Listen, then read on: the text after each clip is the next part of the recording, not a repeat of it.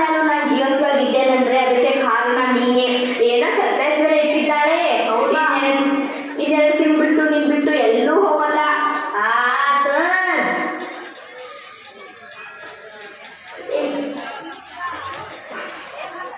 ಸೂರಜ್, ನಿನ್ಗಾದ್ರೂ ಲೆಟರ್ ಬರ್ದಿಲ್ವಾ? ನನಗೂ ಬರ್ದಿಲ್ಲ ಕಣೋ, ನಮ್ಮಮ್ಮ ಬರ್ದಿದ್ದಾಳೆ. ನನ್ನ ನೋಡಿ ಬಾಜನ ಆಯ್ತಲ್ವಾ, ಅದಕ್ಕೆ ಊರಿಗೆ ಬಾ ಅಂತ ಲೆಟ್ರ್ ಬರ್ದಿದ್ದಾಳೆ. ಸುಮಿತ್, ನಿನಗೆ ಲೆಟ್ರ್ ಬರ್ದಿಲ್ವಾ? ನಮಗೂ ಬರ್ದಿದ್ದಾರೆ ಕಣ ನನ್ನ ತಂಗಿ. ಏನು ವಿಶೇಷ ಅಂತೆ? ಅವರ ಕಾಲೇಜಿನಲ್ಲಿ ಏನೋ ಫಂಕ್ಷನ್ ಇದೆ ಅಂತೆ, ಅದಕ್ಕೆ ನನ್ನನ್ನು ಗೆಸ್ಟ್ ಆಗಿ ಕರೆದಿದ್ದಾರೆ. ಒಳ್ಳೆದಾಗಿ ಹೊರಡ್ಬಿಟ್ಟು ಬಾರೋ. ಹೌದು ಕಣ, ಮತ್ತೊಮ್ಮೆ ಊರಿಗೆ ಹೋಗಲು ತುಂಬಾ ಖುಷಿ ಆಗುತ್ತೆ.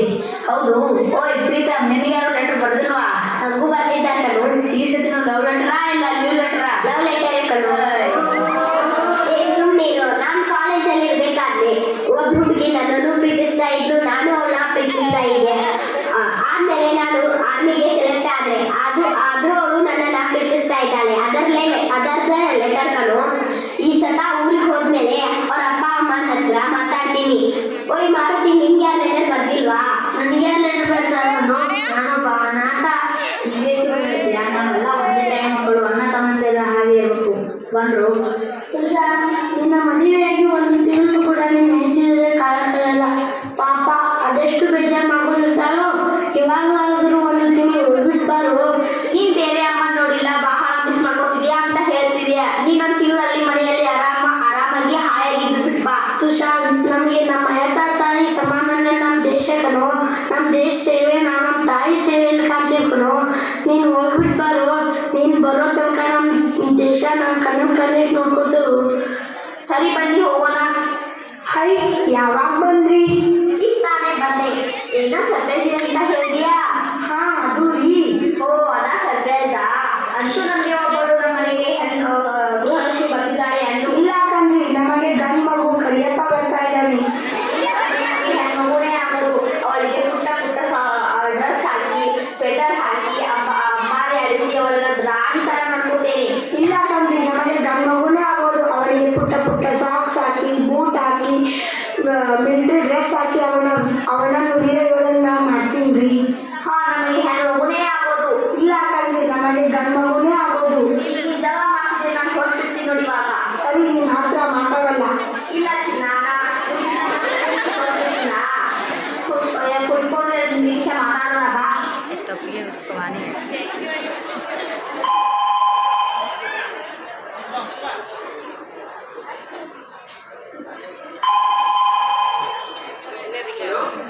Hello.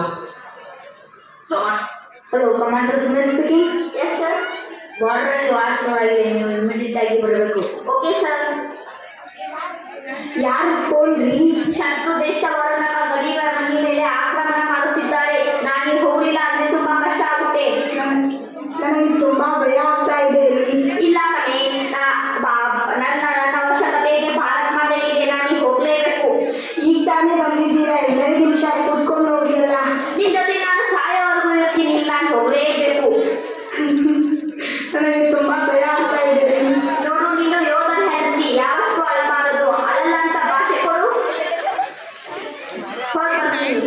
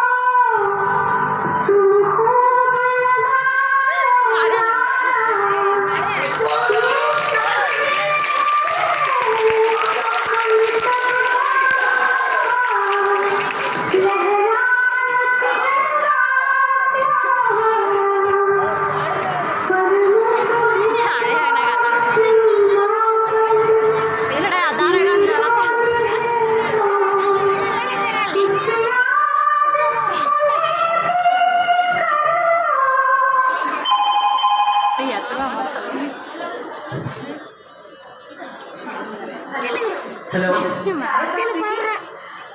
Commander Sumit speaking. ಹೇಳಿ. Ma, sorry to say that Major Tarepa is no more.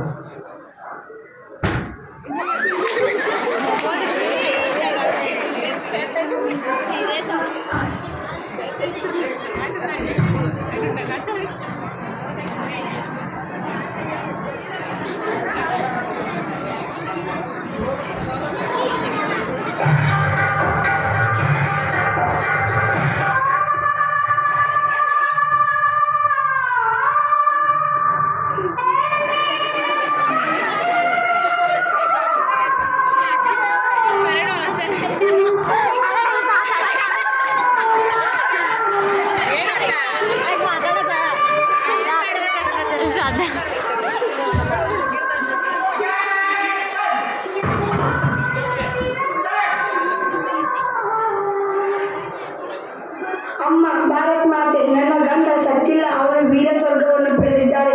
ಶತ್ರುಗಳನ್ನು ಕೊಲ್ಲಲು ಗುಂಡಿನ ಕೊರತೆ ಇರಬಹುದು, ಬಂದೂಕಿನ ಕೊರತೆ ಇರಬಹುದು, ಆದರೆ ನನ್ನ ಗಂಡಿನ ತರ ವೀರ ಯೋಧರ ಕೊರತೆ ಯಾವತ್ತಿಗೂ ಬರುವುದಿಲ್ಲ.